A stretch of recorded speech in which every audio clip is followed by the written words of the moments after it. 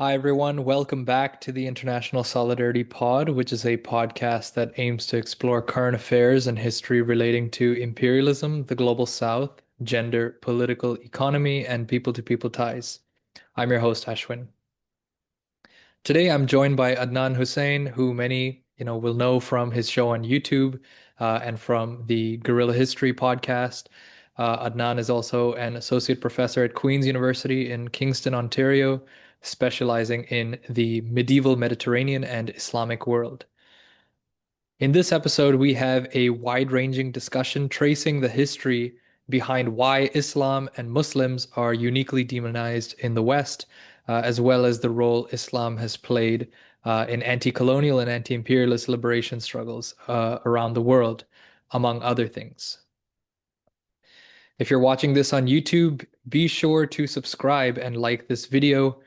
If you're listening on Spotify or Apple Podcasts, please leave a review to get this podcast to new audiences. Please share this podcast with others in your life. Word of mouth makes a huge difference. Lastly, if you're able to contribute small amounts of money or would like to be a monthly donor, you can do that on Patreon, and I've left that linked in the description below, in addition to where you can find our Instagram and Substack. So, without further ado, here is my very interesting conversation with Adnan Husain. Okay, Adnan, welcome to the International Solidarity Podcast. Thank you for being here. Uh, you know, your channel is great.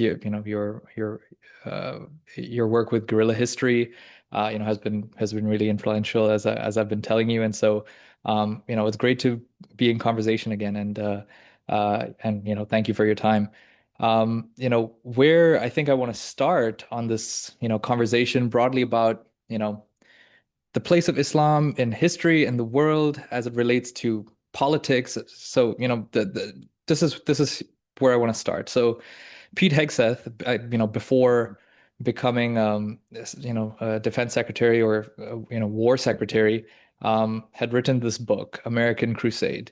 Not sure if you're familiar with it or if you'd heard about it. Okay, yeah. So, yeah, someone like you actually would be familiar with that, with the, Crusade and Yeah, and hard to stuff. miss that Yeah, there guy. you go. So in that book, he identifies America's enemies as Islam, the international left, and China. So those three elements. And I think I want to unpack that a bit. And I think that's a good place to start. And, we can go in different directions from there. But what do you think, why do you think the right associates these three elements, Islam, the international left, and China, with one another? More precisely, what is the relationship between Islam and the left, both historically and substantively?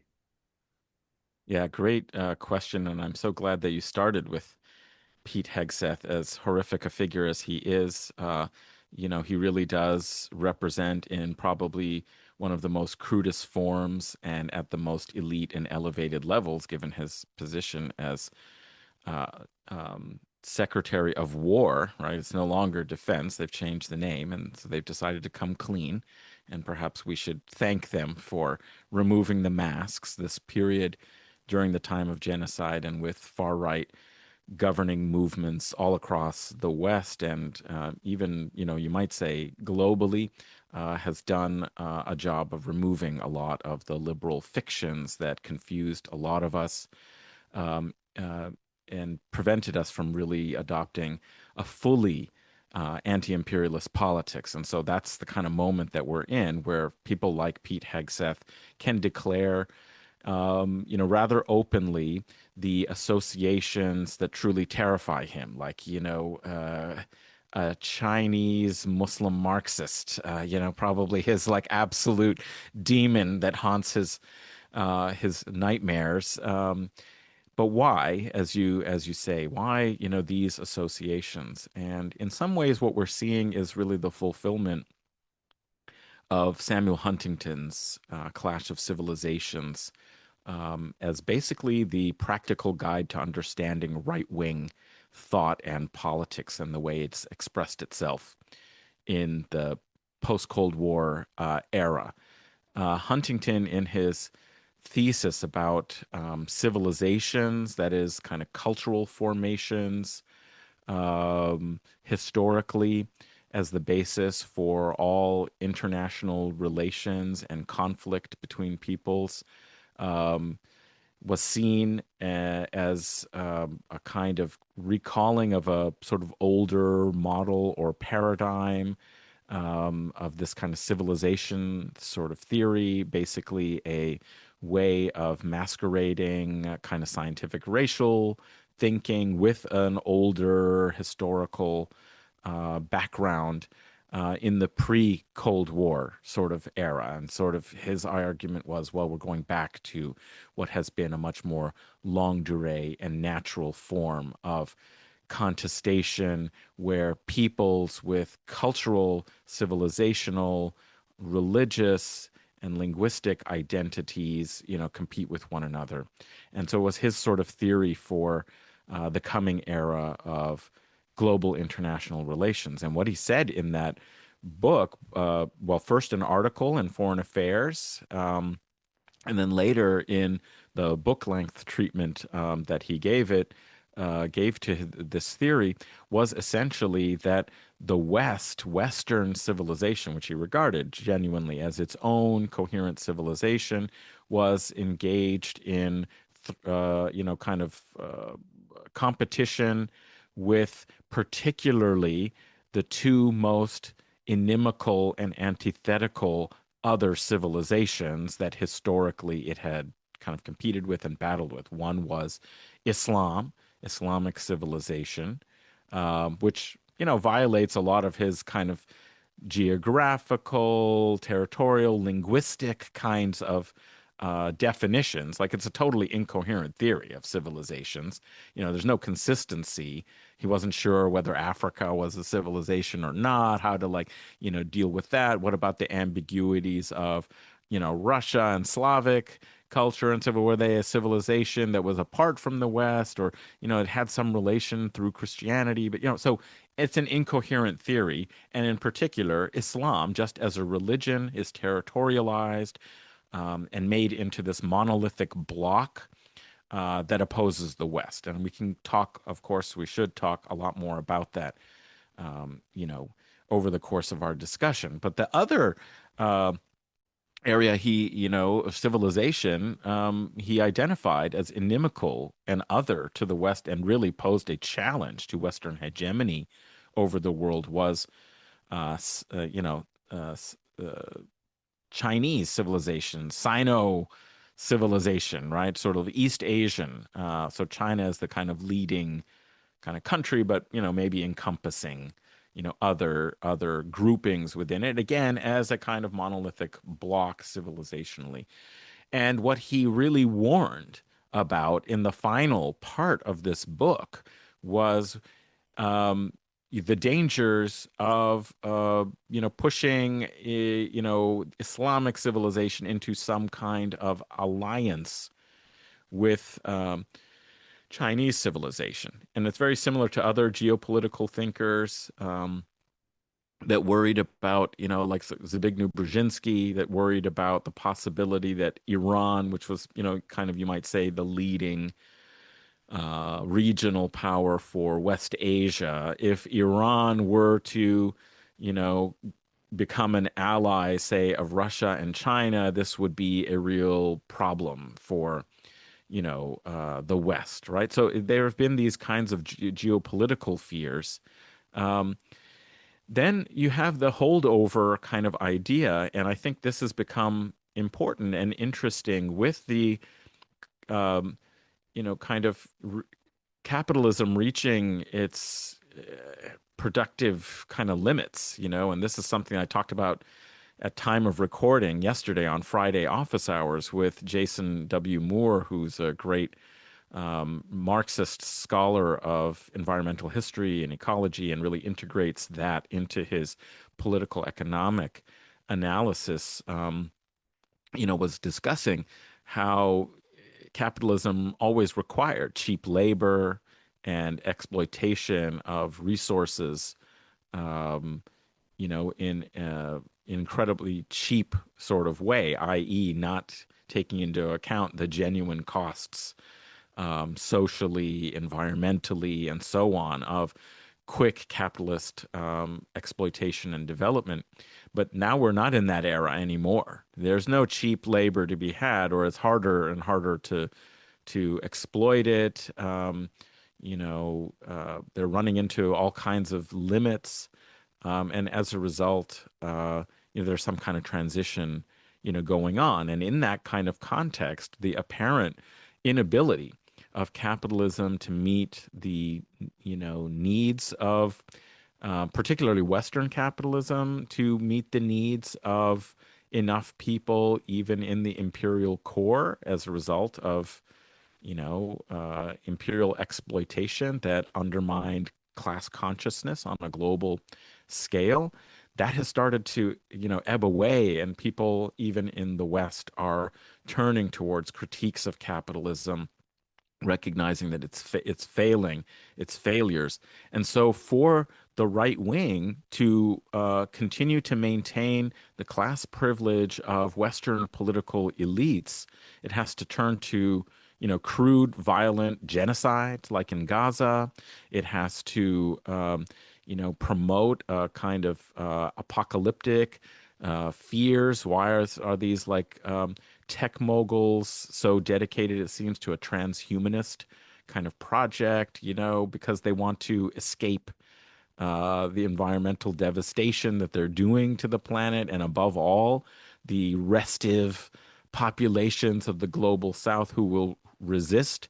And because of climate, problems and economic, problems and the incessant forms of capital accumulation through these wars around the globe that they keep, perpetuating, because that's the only way for quick accumulation to take place now. It's putting people, in the position of having to flee these terrible conditions and become refugees. And that leads to eco-fascism, where the far right, far from, you know, uh, uh, denying climate change, actually, really, they want to deny any, one faction wants to deny, having to make any adjustments to forms of accumulation. But really, the prescient people in the corporate elites and, they understand, so they sort of manufacture a kind of apocalyptic scenario that the devastation that they're doing is going to lead to, mass migration of refugees and so on. And it, leads to these far right kind of racist sorts of politics. So in this kind of a context, what are the pillars of um, resistance, you might say, of challenge to this violent, um, order that is, and the class privilege that is being challenged and undermined, and it's turning towards more obvious forms of violence as its systemic kind of control, and as the limits of capitalism are no longer able to impose this kind of exploitative order, relatively peacefully, right? They have to actually turn to open violence. They see Islam and Muslims. They see the kind of rise of China as a major economic and global power. And they see that dissent within is turning increasingly towards critique of capitalism. And so these are the things that all kind of come together in something like what Emmanuel Macron talked about, Islamogauchism, right? As like the problem is that you got, leftists making common cause with the Islamists, it's the kind of idea that, say, are, in the United States, a radical, racial, a black left, black radical tradition, coming together with, Islamists, is this kind of terror, for the system. And of course, this also manufactures this terror and this fear so that it can impose increasingly authoritarian forms of governance and control. So I think that's, if we look at what is happening in this moment, uh, it's no surprise why Pete Hegseth would put these things together in the imagination of this far right view. Thanks for that, Adnan. So I think I want to come to how you mentioned Macron and, Islamo-gauchisme, that kind of thing. We, on the left, have an understanding of why imperialism, would target the left, right? And is historically, um, has animosity toward the left, right? It's because of class struggle. It's because of, uh, you know, anti-capitalism, the broader view of socialism, that kind of thing. And so when Macron says something like, associating Islam and the left and identifying, and same with Hegseth, identifying the left as enemy, they are talking about something tangible, historical, um, uh, and real in a sense, reflecting that history of class struggle, over, you know, a century, in its most, I guess, acute sense, but obviously more than that. I want to get to the part where so we understand this history between imperialism and the left and why there's antagonism there, to say the least. Um, what about the Islamic side? So, here, we can talk about, 9/11 being, a really big moment in, producing the figure of the Muslim as it's known today. Of course, that's very important, but of course it, predates that. So I guess what I'm coming to is, what is the relationship with, what is the substantial, or the substantive and tangible historical, role of Islam, Muslims in the Western world? In other words, how do you think Western society has shaped itself in relation to the Islamic world historically? Yeah, that's a great next direction to go, I think, in our discussion because um, I do think that there is a longer history. So it's not that I endorse like a Huntingtonian vision of like enclosed civilizations competing and, hating necessarily, having hatred with one another. But I do think that what he's doing is basically just vocalizing a long kind of running discourse within the West as part of its formation, you could say, really self-conscious formation, colonialism and colonial knowledge. There was a kind of construction of the East in certain ways to, assist with this kind of project. And that it also, in some ways, was really important to, in dialectical fashion, Europe's self-formation. And so, what I would say is that Islam was recognized at a certain point in Western kind of thought as a kind of rival, as like um, a kind of counter system. So, in some ways, I do believe that Islam, as a world system that emerged and developed historically, presented what you might say is a different model of like kind of global society, a different way of integrating many different peoples of different backgrounds into some kind of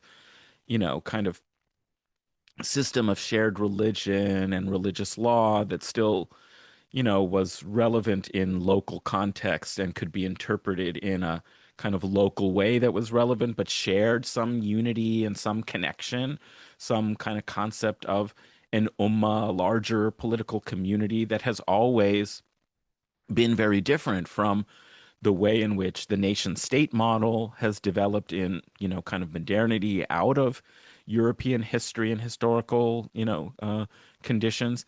And so, in some ways, it is a kind of rival world system. But what's interesting is that very important for the West is that this was recognized on the basis of Islam being a kind of religio-political counter to the formation of Latin Christendom, what would become Europe, and become kind of broadly speaking the West. And it starts with, um, religious polemic about, trying to understand what is Islam. Like for a long time, the Saracens, as they were referred to in kind of ethnographic or geographic or political and polemical writings in medieval Europe, um, for the Muslims, there were many different words that were used, like they didn't have quite a handle. On exactly a collective, non-ethnic sort of appellation for these peoples. But the most common one that was for all was the Saracens, although, in Spain, they would refer to them as the Moors, talking about, people from the, kind of basically Africa, essentially North Africa, the former Roman province, from which Mauritania, the country name today, is, basically, the term that the Latin Romans used in their geographies. And so these peoples who were coming from there would be called the Moors. But by and large, when they were speaking of Muslims, they used this term Saracens. And their kind of concern was like, well, who are these people? Are they just a different kind of pagan ethnic people, or are they a religious heresy, right? Of course, they couldn't think of it as just a different religion, but are they a kind of heresy of Christianity? Um, and so in the 12th century, somebody like Peter the Venerable, who was the most important and powerful leader of the church in some ways.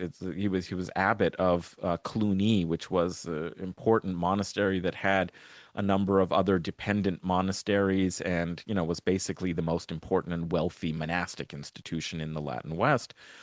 Um, he you know, was concerned about this question. He was somebody who supported the Crusades. He preached the Crusades. He had kind of properties and holdings in Spain where there were, kind of uh, concerns about, Saracen rule and expansion and so on. And so he said, we need to really figure this out. So he sponsored a translation project for the first time to have the Quran translated into Arabic and other treatises of a religious nature, as well as a Christian Arab polemic against Islam, translate that into Latin so that we might know how to kind of combat and how to understand. You could say this is the first sort of uh, Orientalist research project. It's like creating a library of materials on the Saracen, on Islam and Muslims for Latin Christian kind of consideration, religious polemic, and geopolitical policy, like how to resist and confront. Because as he picked up and sort of panicked about was the fact that um, most of the south, the coast of the Mediterranean, the eastern part of the Mediterranean, up towards, Anatolia, and basically Asia and Africa, from his perspective, was in the hands, i.e., ruled by Saracens. And, oh, the Latins, Christians had only this small little corner of, Europe, and not even, all of Europe, because Spain was still part of, so he saw this as a geopolitical and theological problem that had to be dealt with. And so he took up this issue of like, who are they? Are they ethnici? Are they just a pagan people, a nation, a race, a people, or are they heretici? Are they actually a heretical religious orientation, i.e., recognizing that there's some religious difference and religious basis for this division or this distinction? And he decides that they're more fundamentally heretici, that is, they are a religious rival. And so he wrote a polemic, and others followed in his footsteps in really theorizing, Islam as the summa totius haeresiorum, the sum total of all previous heresies, right? So it wasn't just a heresy that had become successful. It was like all of the previous heresies from late antiquity through the medieval period wrapped up together in one menacing kind of geopolitically powerful rival and challenge to Christendom. And so you can see that this kind of thinking obviously impelled, justified, and helped organize not only a sense of the Western identity as an embattled, kind of grouping, facing these peoples, who are hostile and different, and also the necessity of crusade and crusading as an organizing principle of European or of Latin Christian political order and how it would develop. So, in order to achieve the kind of goals of universalizing Christianity and of Christian rule, and of transformation of the world in universalist sorts of terms, a kind of long durée period of wars. First, of course, to capture Jerusalem, which they characterized as the city of Christ, and they characterized as a holy land. This was a kind of new way of really thinking about Palestine as a sacred, holy territory that belonged to Christians. Um, and but that Jerusalem, in the sort of geopolitical imagination, geopolitical theological imagination, which is a kind of term I'm trying to develop and conceptualize, is geopolitical theology. People have heard of political theology. I'm thinking that you really have to look at it as also a kind of territorial frame, universalizing kind of principle of expansion, is which is a geopolitical theology of their imagination, is that Jerusalem was the center of the world, and so the prospect and possibilities for genuinely universalizing kind of Christian order and religion and order and society had to start with capturing the capital, the center, the very center of the world, from which it could then, expand. And so it seems to me that you have to think of a very important and significant uh, role that Islam and Muslims played in the imagination of the West that has patterned its identity vis-a-vis in this kind of dialectical relationship with its kind of constructed other, you know. It was both constructed, but also it was a rival, right? So it's like using the historical circumstances to then manufacture a much more ideological kind of view of their own identity, that was used both to justify and necessitate these wars of expansion that I argue are basically, early settler colonial wars, and that's what, the conquest, the Crusader conquest of the Levant, or parts of the Levant, were as like early forms of settler colonialism, taking place, overseas settler colonialism, like distant colonies and establishing settler colonial polities that would be independent but kind of tied to the the kind of Latin Christendom. And in the same way, I think that there are great analogies. We could talk much more about this perhaps later, is great analogies between the first such effort at a kind of Western pan-European wide settler colonial project, then, which differs from later periods of nation state colonization projects of the British, the Dutch, the French, etc., that are all different. And they may have had settler colonial projects like French in Algeria, like, Dutch in, South Africa, like, the English all over, all over the settler colonies that they established. But they were based on nation states colonizing other territories, and they're organized in a different way. The Crusader states were a project of the West as a whole, of Latin Christendom as a whole.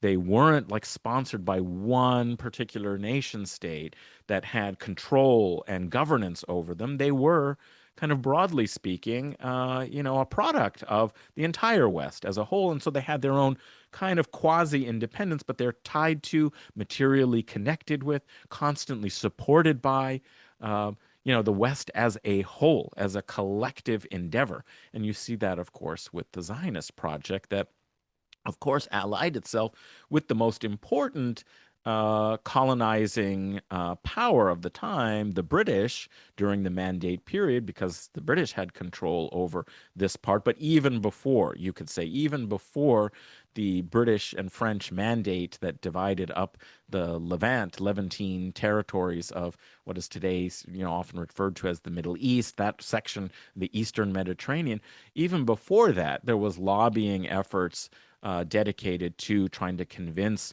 the British to sponsor the Zionist kind of colonial settler project, but that's because they saw them as the leading power, just as now the United States is the leading power within the Western kind of alliance. And so, it's most important politically to have the support of that leading power. But the Zionist kind of project and Israeli settler colonialism can only exist and is clearly an expression of the entire West's political project, which is why we see that none of the Western kind of countries, their political elite, have significantly departed from, kind of support for the Zionist, project there and support of Israel. So Israel is its own kind of governing power, but it is, not possible to really understand and analyze it except as a projection of collective Western political power, much like the Crusader states were, some hundreds of years ago. So my point here is just to say that you have to go back further than say a 9/11, in order to really understand why there are certain patterns, certain kinds of commitments, certain kinds of loyalties, certain kinds of paradigms that were developed in terms of regarding, identifying Islam and the Muslims as a rival kind of system that can't be integrated, that has to be confronted, uh, and Muslims as a population that can't be assimilable and integrated, that they pose too much of a threat because of their difference. This is, of course, partly a product of, post-colonial immigration, partly a product of contemporary geopolitical considerations. But I would say the reason why it's so salient and so important, to the extent that I don't think you can talk about politics in Europe and the United States today without really thinking about the constitutive role and work that Islamophobia does in holding together these societies and their right-wing projects. And I don't mean, like the typical right and left, because the left liberals are just as much kind of committed in their own ways to this sort of enduring kind of construction of the West. They just might describe it differently, and they have their own internecine conflicts, but there is an overarching kind of unity of this long history that I would say is important and has to be recognized if you're to really understand and analyze the place of Islam and Muslims in the Western political and social imagination today. So you're talking, and that was, a great response, but you've been outlining how perception of the Islamic world as, sort of monolithically conceived, has, been being received and interpreted by Europe and the West at the time. This is a bit of a side question, so, we don't have to spend too much time on it, but I imagine that it's also quite broad. But, flipping the script, how did quote unquote the Islamic world, of course, and here's where you can, unpack, the non-monolithic nature of that. How did quote unquote the Islamic how was the Islamic world in quotes perceiving the West or Europe? Well, like in terms of the longue durée history, I mean, I think Europe wasn't really very important in, you know, Muslim imagination in the kind of period that I was talking about, other than confronting Crusader incursions and recognizing that there was some kind of a project involved here. But, somebody like Ibn al-Athir, for example, writing in the 13th century, uh, would talk about, for example, the two big challenges, that kind of cataclysms that had happened in recent history that the Islamic world had was facing, because he was writing a kind of universal history, a kind of broad kind of historical examination. And in this 10th volume, I think it is, the introduction to the 10th volume of this multi-volume kind of history of the world as seen from an Islamicate or Islamic kind of historical perspective, he says, there was massive tragedy. What happened here is that you had crusaders conquering parts of the Levant, Palestine, and the coastal areas, and attacking Egypt several times, because it's something to recognize and remember that the Crusaders, as I said, this ideology of expansion didn't stop with just recovering the so-called Holy Land that they, had constructed, but they several of the Crusades actually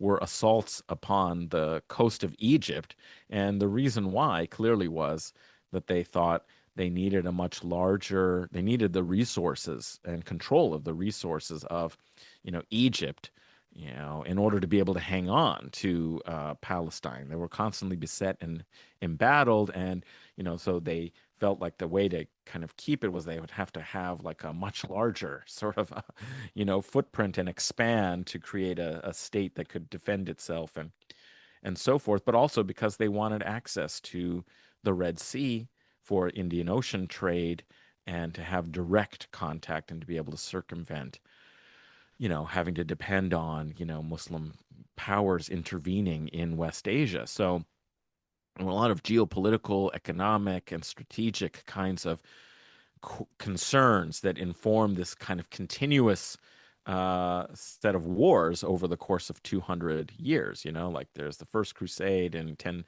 late 11th century, captures Jerusalem 1099, and the last Crusader state enclave in Akka or Acre, is not defeated by the Mamluks until 1291. And so in that intervening period, there's just constantly and ceaseless organizing of new waves, new crusades, major, military and maritime, efforts.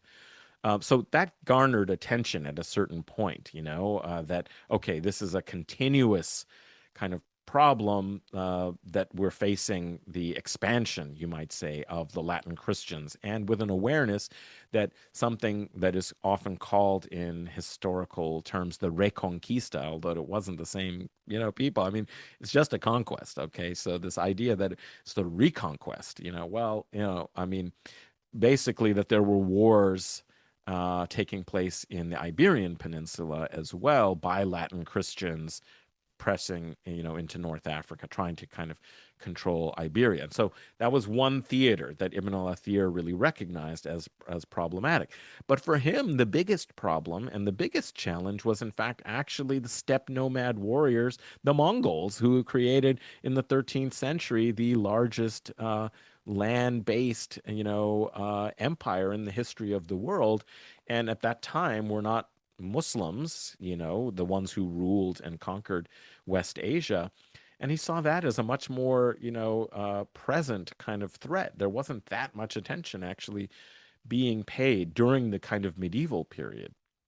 During like the early modern era of the Ottomans, there was much more rivalry as these kind of powers, start becoming consolidated in the Latin West into nation states that then are starting to colonize elsewhere in the globe, and of course are circumnavigating Africa, are settler, establishing settler colonies in the Western Hemisphere, and you have the kind of so-called European takeoff, which is, in historical terms, always characterized as some kind of cultural genius or economic kind of, efficiencies found in the birth of capitalism and so on.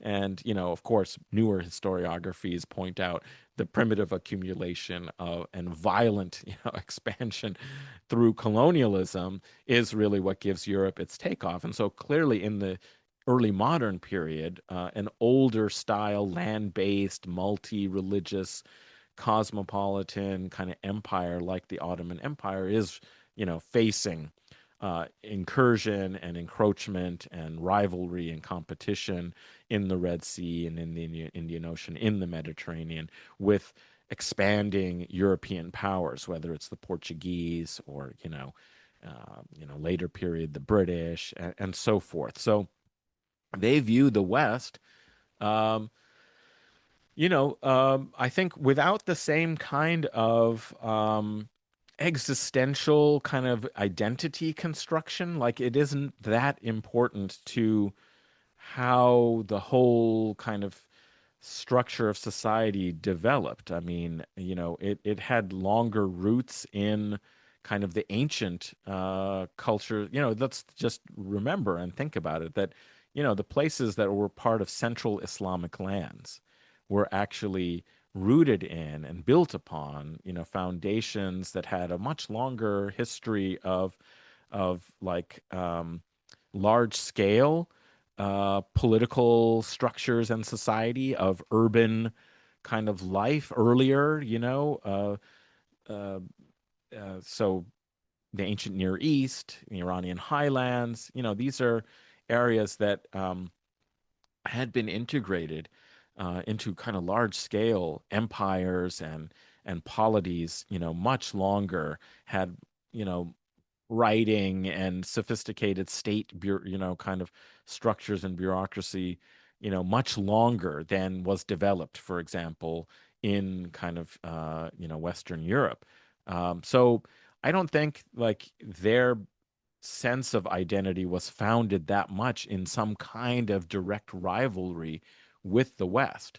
The period where the West becomes kind of predominant in kind of the political and social and reformist imaginations of people in Muslim societies is the high period of colonialism and imperialism. So 18th century forward, particularly the 19th and 20th, early 20th centuries, when, most of the Muslim world, apart from, some pockets here or there, were subjected to colonial rule, whether it was by the British, the French, or the Dutch, or the Portuguese. So that's kind of when you have a lot more kind of interest, concern, and the power dynamic at that point for how one viewed the West was, very different from what it had been, in an earlier sort of era. Um, and so, we could talk a lot about like what the consequences of that were, various kind of reformist movements and reactions within the Muslim world, everything from Salafist kind of reformist movements in kind of central Islamic lands to Jadidism in Central Asia, these kind of um educational, social, political reform movements of Muslims that took various, different forms, either under kind of the collective sense of maintaining Islam, but in a revised sort of way, reforming it, kind of critiquing some of the failures of the recent past, um, versus kind of secular left kind of movements that really emerged much more powerfully after the, October Revolution, 1917, and then there are lots of third world kind of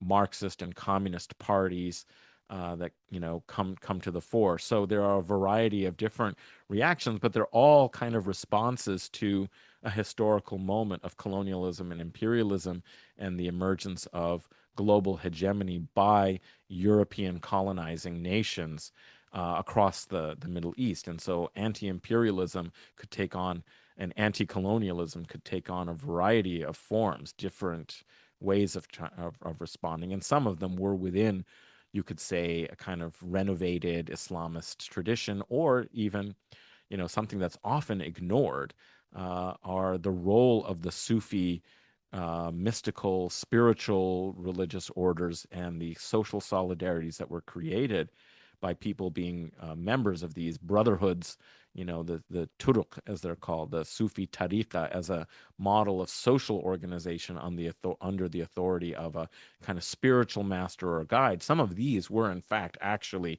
the most important anti-colonial, anti-imperial movements. I had a conversation with Nick Estes of Red Nation and his project Red Scare, and we talked about indigenous spiritualities and anti-colonial resistance movements that we did, in August. But I just put out. I had originally been for his Substack subscribers, but we put it out recently, as a here on my channel on YouTube, and anybody can go watch it. And that is a kind of history that has seldom really been told, but that is also part of Islamic development and change vis-a-vis the colonizing of the West, how they responded.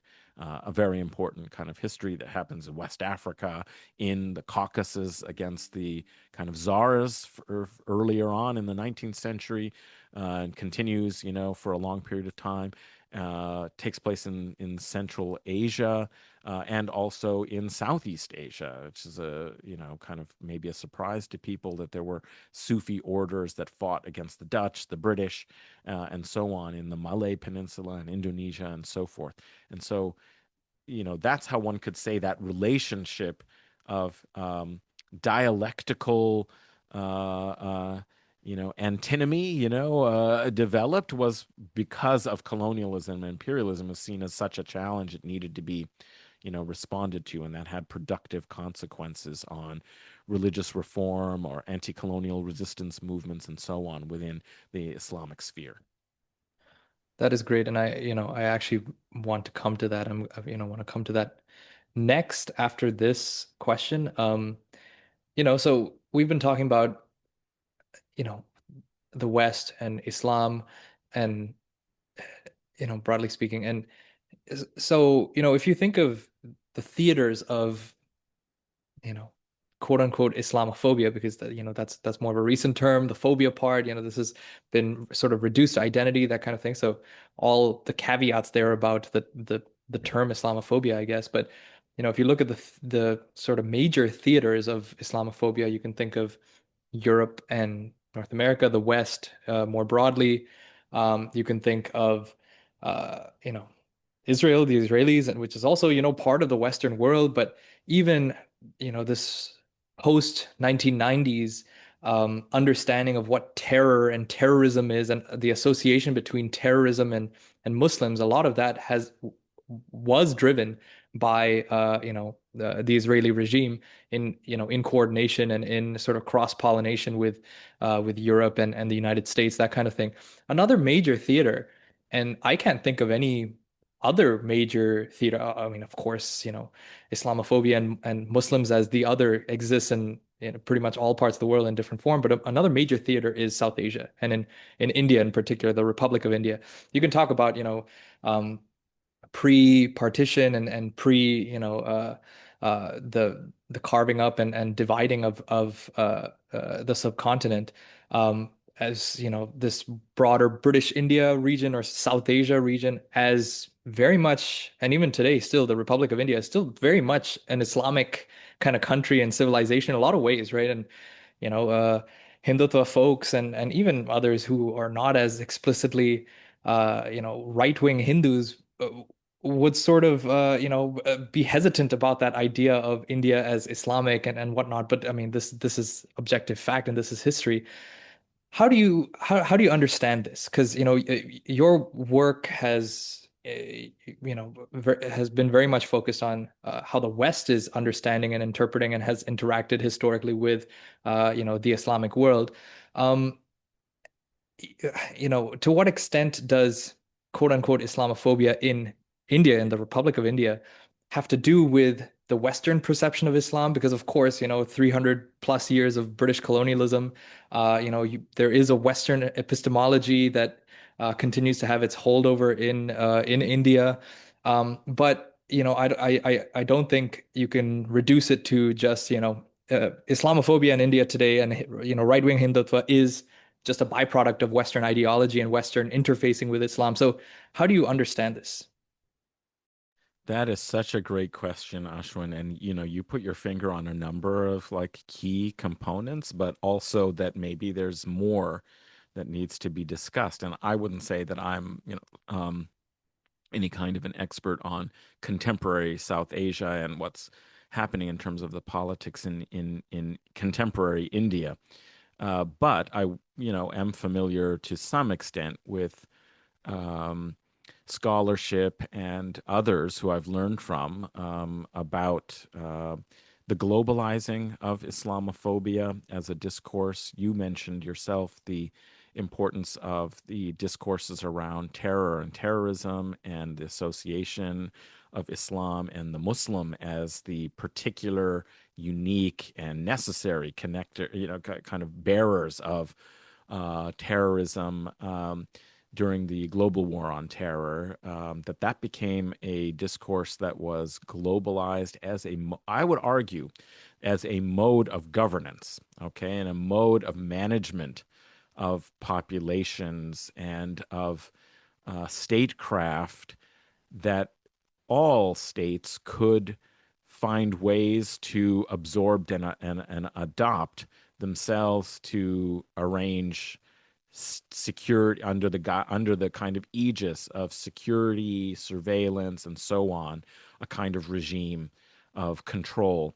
And so the figure of the Muslim was productive and useful politically in being able to reorganize statecraft, state policies, and state structures and forms of governance under this kind of what was authorized by the global war on terror. So that's one very important component of the way in which everybody could be seen as like, well, we're fighting terrorism, which means like we're going to target and persecute our Muslims, and whatever else that may enable is understood and justified because of the emergency kind of logics of statecraft, that we have to deal with this imminent threat with an existential kind of question or problem of the kind of jihadi terrorist. As And you could frame and manufacture any Muslim to some extent as a potential threat, if not even an actual threat under those terms, to authorize all kinds of state intervention and so on.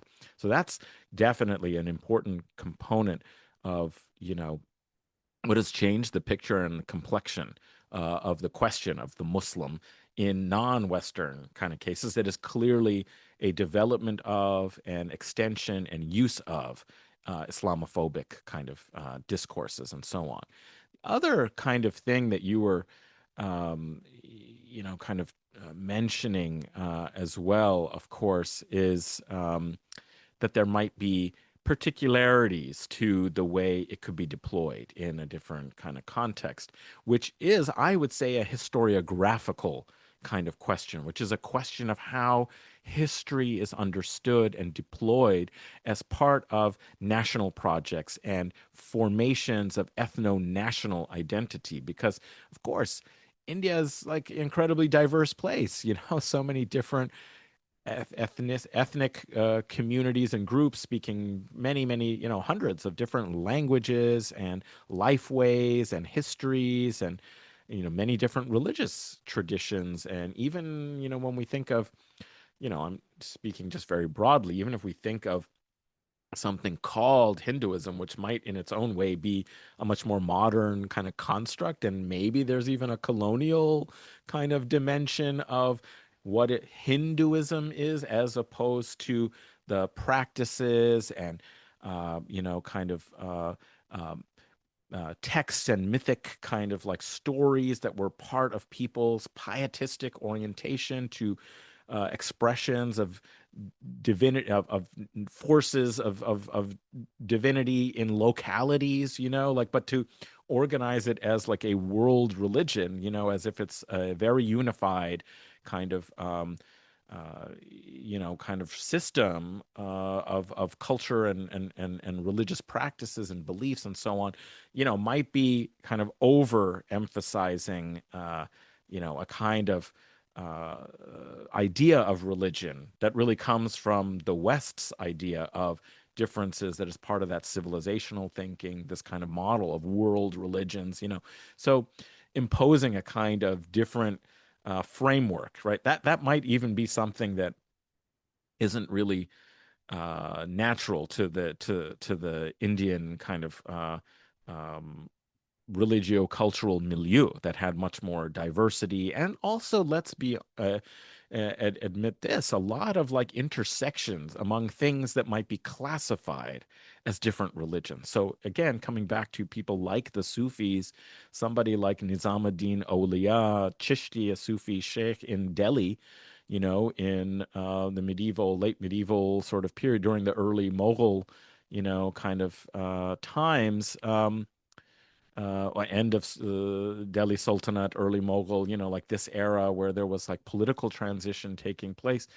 He was somebody who was an important figure in the local religious environment, who had devotees who were ostensibly practicing Muslims and ostensibly practicing Hindus, and peoples who, and even Sikhism, is something that emerges from the intersections between religious practices that developed over a long period of time, where there were influential gurus who partook of practices that we could call Sufism and other Hindu practices and new things, and eventually these crystallize into what we think of as separate religions and religious identities, and that then can become political identities once you confessionalize politics, which is something that, with the undermining of the secular Indian national kind of movement in the post-colonial period, has been undermined, increasingly been undermined, and you have a kind of confessionalization of politics.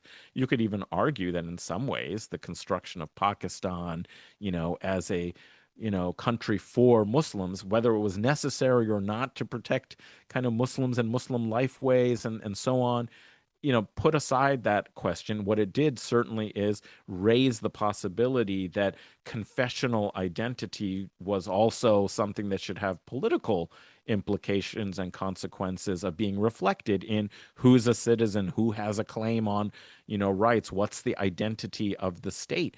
And so I think that's been kind of something that has, uh, created particular conditions where changing kind of negotiated changes in the nature of political identity based around religious community have then rewritten history in order to reflect um, and justify exclusive membership, and legitimacy in the polity, what it means to really be a citizen, who's legitimate and who's not. And so as a result, Muslims and Islam is characterized then, despite having, maybe uh, a millennia or more of historical experience in the Indian subcontinent, is characterized as a foreign religion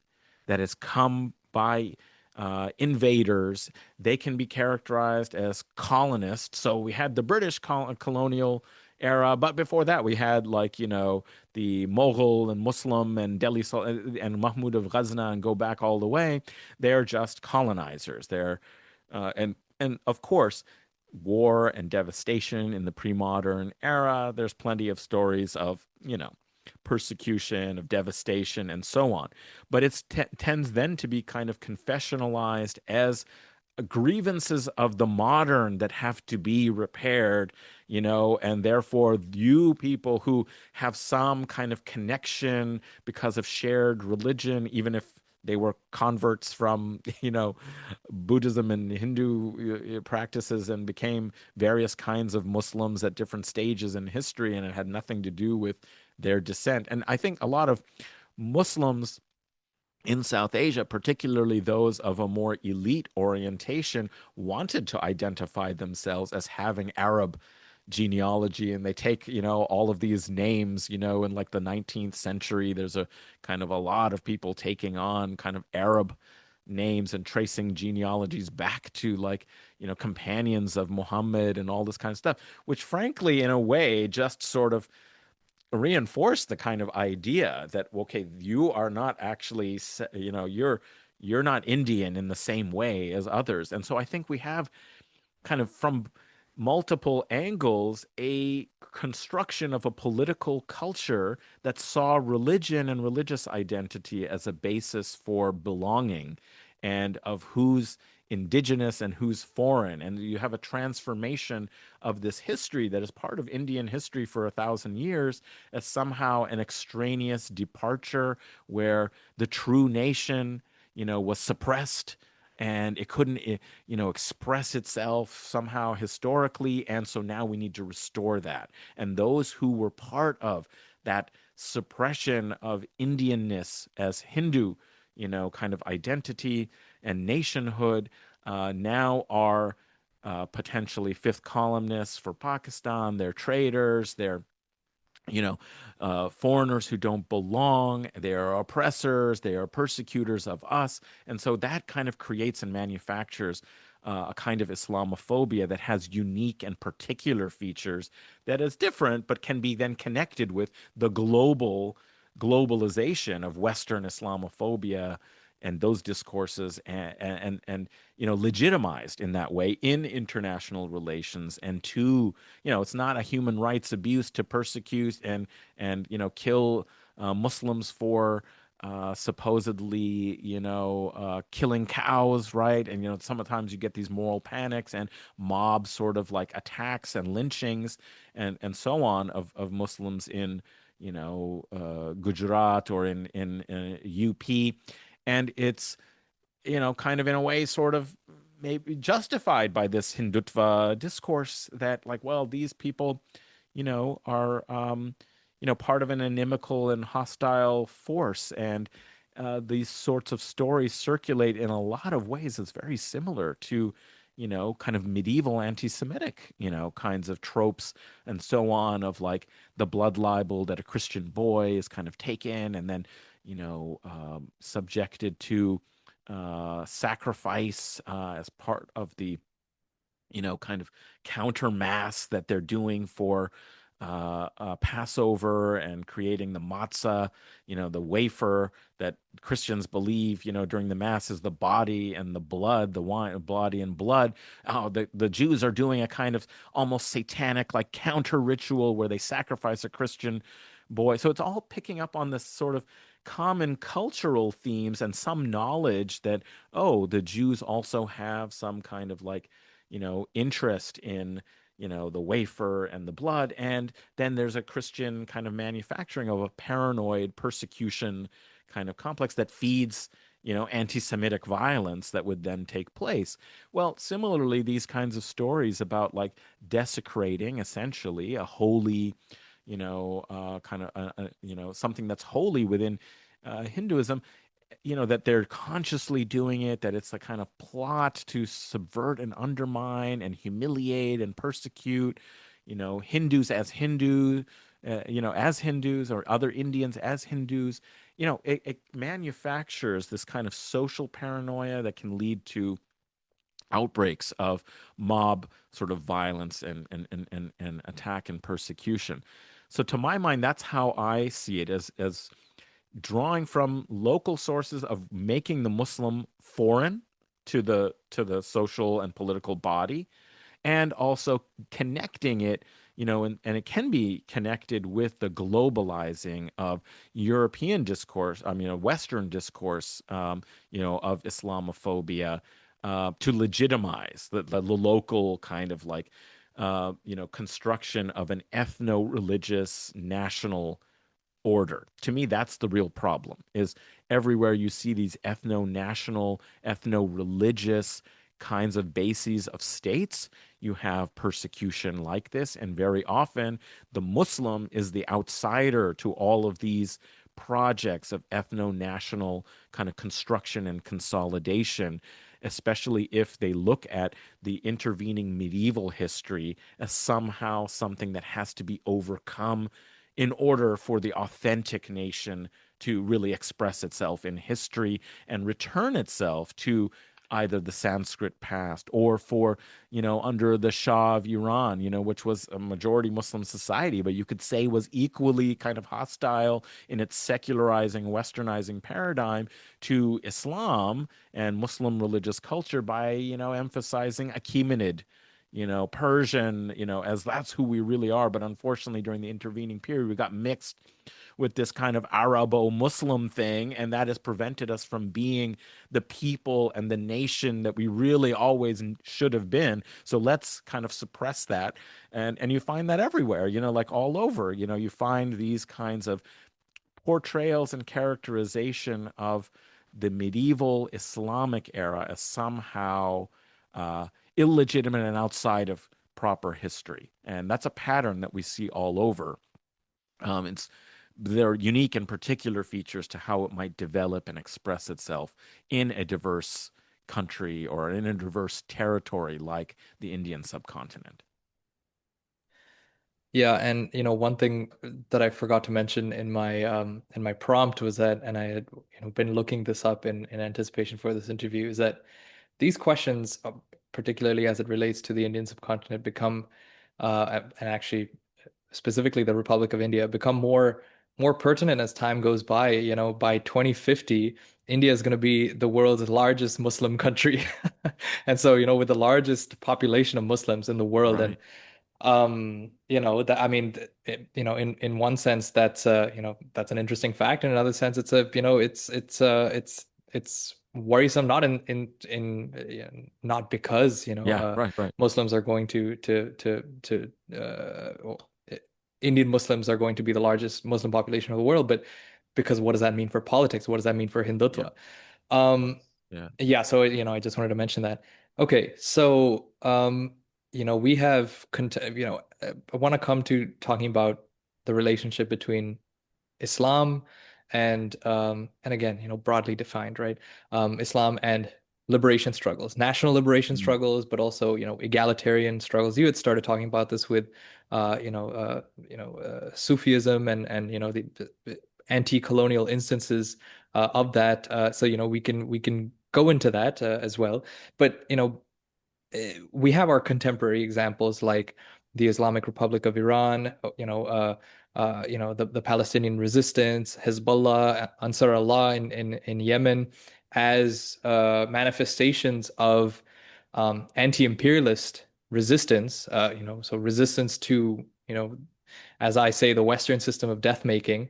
mm, Um, but with an Islamic kind of ideology, and obviously this is different between different formations, even amongst the examples that I mentioned. So again, this is a broad question, so feel free to to approach it like in a survey kind of way. But how has Islam been sort of a vehicle for liberation struggles, both national liberation struggles in anti-colonial of an anti-colonial nature in the 20th century kind of thing, but also, maybe more egalitarian or Marxist or socialist kind of struggles as well. Again, sorry, that's broad, but yeah, no, feel free to navigate it how you feel no, to do great. so. Yeah, I mean that's such an interesting area and something that I'm interested in exploring a lot more, myself and learning more about because I myself, of course, really think about anti-imperialist Marxism while being a Muslim and committed to, to that and trying to see how these go together. And I think I'm not alone in this. There are more and more people, I think, looking to ways of integrating what they see as pathways of liberation that mean that they don't have to abandon their culture and religion and, in fact, actually draw strength from it. And I think that's something that's very important to recognize in these resistance movements that you were referring to, that they don't only just identify as Muslim and Islamic, like, in their general orientation in terms of ideological kinds of orientation that some of the motivation, some of the frameworks in which they see things have to do with centering their religious identity as Muslims, but also even beyond that, much more like what I was mentioning briefly before, and you alluded to the kind of importance of Sufi mystical spirituality in anti-colonial resistance movements historically that took place in West Africa, that took place in the Caucasus, in Southeast Asia, and so forth, where one's faith and belief and religious practices, and even one's sort of sense of spiritual orientation could be galvanizing and motivating and supportive of seeking and actually fighting for liberation and resistance against colonialism, imperialism, uh, and so on. So like where it's actually a resource, a scene, and if you look at the people in Gaza, it's been so important to their resilience, to their sumud, their kind of committed, determined, persistence on the land. Of course, many people have had to try and escape where they could. It's been very difficult, but the vast majority have expressed a kind of collective desire to stay on their land. So when they've been pushed to the south because of bombardment and being, kind of ethnic cleansing, of areas of northern Gaza and central Gaza into the south near Rafah, as soon as there's been a ceasefire of some sort, and we know, of course, all the limitations of these declared ceasefires is that there's still a lot of slaughtering and killing taking place, is that they immediately seek to go back to their destroyed homes to try and reestablish themselves on the land. Something is more than just national pride and nationalism in a kind of secular frame of patriotic kind of loyalty. The way that they frame so much of it is this patient, kind of determined piety, is just, it's so important. And many people on the left can't really conceptualize what this is, how to make sense of it. So they either ignore it or they kind of apologize for it. If they're, there's many people who, are determined to try and critique the resistance movements that are predominating because many of these factions, Islamic Jihad, Hamas, etc., are avowedly religious in their kind of ideological orientation. And so they, really only want to talk about like, the PFLP and, like these other popular resistance committees and so on. But even many of those people and their members, even if ideologically they commit themselves to a different kind of political project or how they see politics, they might themselves still have some kind of sense of faith and commitment, broadly speaking, as Muslims. And it's just important to them and important and suffused in Palestinian, culture. And I don't want to say that, of course, that as you see something similar, of course, also with Christian Palestinians, is that they also kind of find in their kind of long historical kind of Christian roots in the land and the fact that the biblical story that is always being hijacked, especially for the so-called Old Testament or Hebrew Bible to authorize a settler colonial project, that they find that, Jesus was a Palestinian for them, and they are just continuing with their own historic kind of connection to their culture and their land. So religion, I think, is just has to be taken into account somehow. And the question is, how, and in really appreciating that it has provided people with some inner strength, something that's bigger than themselves that has allowed them to preserve themselves, collectively together. And so I think that's kind of something that's very important and can't be ignored when we think about successful resistance movements and where they're coming from, today.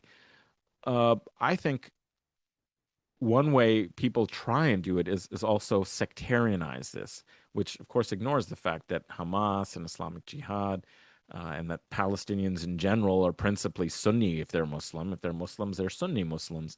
And that's something that's different from, the Iraqi kind of resistance groups, Ansar Allah, which is a certain kind of.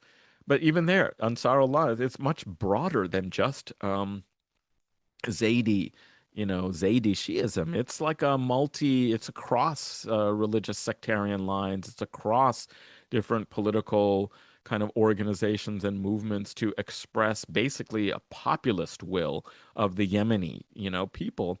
Um, I think a lot of times people go back to the kind of ideological transformations of the revolution in Iran, and in particular the Islamic ideologies, either going back to Ali Shariati, who was a very important kind of socialist thinker, who was a kind of Muslim reformist and tried to reconstitute and reinterpret Islamic history within the frame of resistance and of anti-imperialism, and particularly Shiism as the emblem of the kind of like narratives of standing up to corrupt power and oppressive power. And so that was very important, you might say, in the ideological and political cultural matrix that gave rise to the revolution in Iran, and then subsequently establishment of the Islamic Republic and its continued commitment to anti-imperialist politics in West Asia. That's one way of seeing it. Another way of seeing it is just anywhere you find that there is actual sovereignty, of the peoples, and not being ruled by comprador elites that are whose political power is undergirded by Western imperialist support and hegemony, like the corrupt Gulf monarchies, or the military dictatorships that are supported by the United States and, say, Egypt and so on. Like where you have actual popular sovereignty that has come out of some sort of revolutionary resistance process, you find that there is a culture of anti-colonial and anti-imperial resistance that is available. And the example that I would give, and it's a kind of odd example, is, say, Algeria. Like very often, the liberation struggle in Algeria, that has been studied and theorized by Frantz Fanon so beautifully in Wretched of the Earth, um, is kind of understood as a kind of secular nationalist, anti-colonial, movement. And that's true. It certainly was a kind of anti-colonial nationalist liberation movement. But the place of Islam and Muslim identity was still significant, and it's very often underemphasized and not so much kind of talked about. But if you think about the structure of how colonial division of society was managed under the French, and we say French, but the settler colonists, colonial population in France, the million or so who were settled there under French rule and colonial rule, were basically just from the Catholic Mediterranean. I mean, they were from Basque country, Spanish, some Italians, Corsicans. Basically, it was the Catholic Mediterranean, and as a consequence, the division was often described as chrétien et musulman.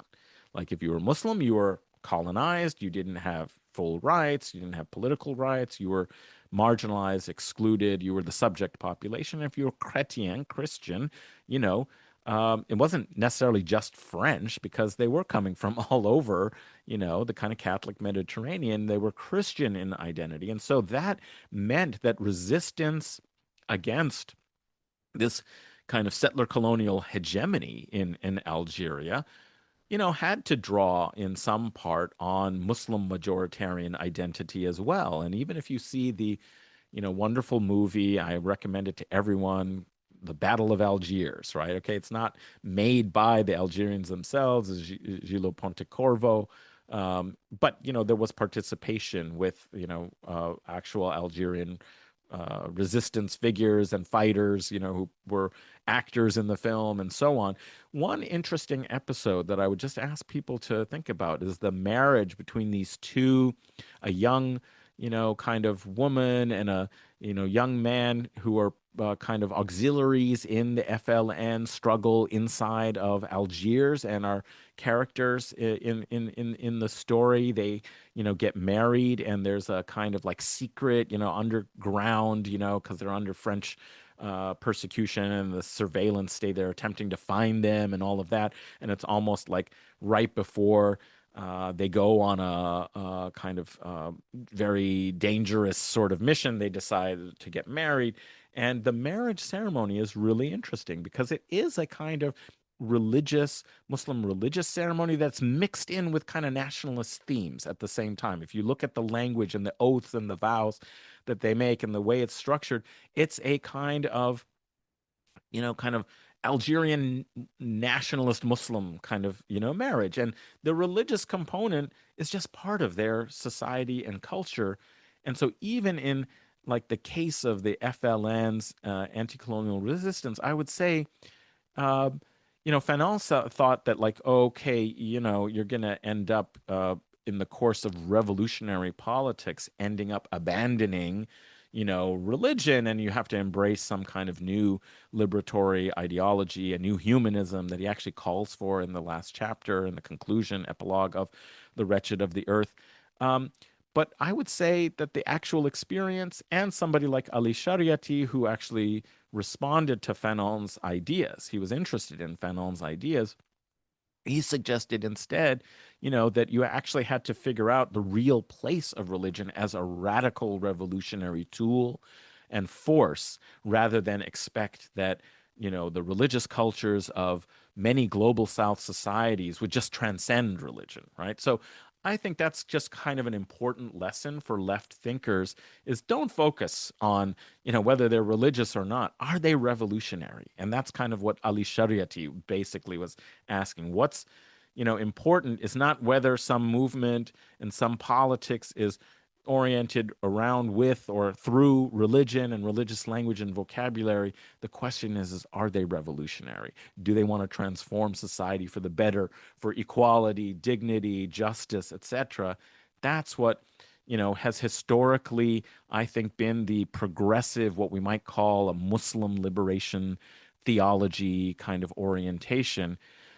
That, of course, has its counterpart in conservative, ideology that collaborated during the Cold War because it saw, Marxist communism as an atheistic ideology, and it was manipulated easily because of that into support for, kind of the Western capitalist program, and in many cases, of course, we know like these jihadist kinds of movements and so on were patronized, supported, helped organized, financed, not only by Saudi Salafist and Wahhabist kind of forms of support and into those forms, but also by, the US and CIA as a counterweight to very significant and important Marxist, socialist, and communist parties and movements in the Middle East. And so there is, of course, a history of Islam being used, being promoted, and being a kind of counterweight to forms of social liberation and progressive politics in the Middle East. But it has also, at the same time, always had a kind of progressive potential that sometimes has been realized and marshaled in anti-colonial and anti-imperialist struggle, and I would say as a kind of progressive form of resistance, of revolutionary resistance against genocide today. So, sort of the last question I wanted to come to here is again coming back to demographics because I did look at some numbers here and well maybe taking a step back, if you think of uh the year 2100, by the year 2100 apparently the top five most populated cities in the world are all going to be on the African continent, right? And so there's in as in many other parts of the global south, there's a youth bulge. And they say that these demographics, again, this is subject to um, potential historical outcomes, what kind of agency is exercised throughout history, et cetera. But these youth bulges really present an opportunity for the global South to develop, to liberate itself against sort of neocolonialism and from the strangleholds of imperialism. Um, by 2050, Islam becomes, the world's largest religion or thereabouts, the most followed, uh, you know, uh, religion in the world. What do you think are the implications of this for global politics more broadly, right? We're seeing, the Palestine struggle today as being very much a catalyst because, it is an anti-imperialist struggle, it is an anti-Zionist struggle, but it has, it has activated, the past 2 years since October 7th has sort of activated a new wave of Islamophobia. And so, the struggle for Palestine is really activating and politicizing Muslims in a lot of ways and young Muslims around me as well.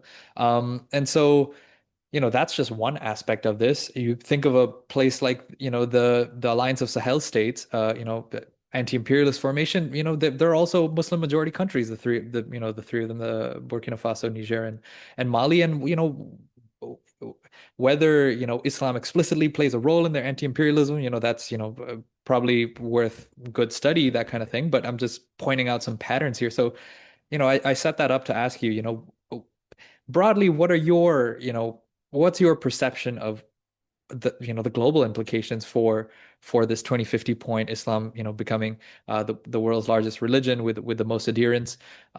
Yeah, is this necessarily a liberatory history? That kind of thing. Wow, you ask these really great, big, important questions, and this one I don't really know enough to say, but from my perspective, I guess I would say, well, the first thing, the 2050 point, I guess if you tell too many people, in the West that it's going to be fear of a Muslim planet, like that's raise some real concerns. Oh my God, this is why they're having to do what they're doing, is because soon there'll be just too many. And so that's why this apartheid, the world of apartheid, and why the Palestine struggle is absolutely so crucial for the future of the world, is that what happens as a consequence of this struggle in microcosm, is going to have deep implications, set precedents, and be, a model for the future of the world. So if it's going to be liberatory, it needs to happen in Gaza. If we're going to be living under an apartheid, sort of world where the global majority is kind of constrained, locked out as surplus populations, so that there can be, what Josep Borrell, a former foreign minister for the EU, essentially, characterized the West, Europe in particular, as a kind of beautiful walled garden, and everything outside, as a jungle, and they had to protect that garden. Um, that's the model, right? So I think, what it suggests, what you're suggesting, to me, the implication is I don't know whether it will be liberatory or not, but what I do think is that figuring out a kind of progressive, anti-imperialist form of of Muslim politics is absolutely necessary to the freedom and justice of the world. Like if that isn't developed with a popular base, then we're going to have trouble in creating the kind of coalition of peoples committed to justice and equality in a future world, in a future world system.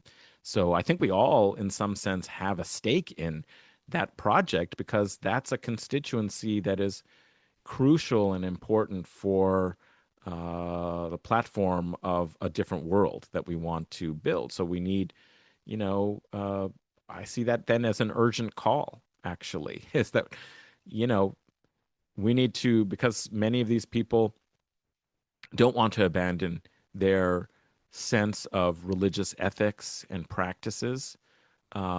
It just means even more like profoundly that I feel like people who see a way of integrating authentic Muslim religious practices into a liberatory kind of program. We have a lot of work to do to make sure that that's available and possible, um, as part of the world that we can actually live in, if we're to survive, if humanity is going to survive. So I would say that it's a pretty urgent priority for somebody like me. You've really given me something to think about. That definitely the pathway of trying to connect um, forms of Muslim religious identity and practice to justice and liberation is going to just be increasingly important. Yeah, I was gonna say it looks like you have your role cut out for you now, I guess. But I think this is a good place to leave our conversation, Adnan. Thank you so much. This was a great conversation. We could have kept going Yeah, and maybe we will, another I hope time. so. Yeah. I Yeah, really and enjoyed it, and great questions and really deep insights that you're bringing to it. So I really enjoyed it. thank you so much, Adnan.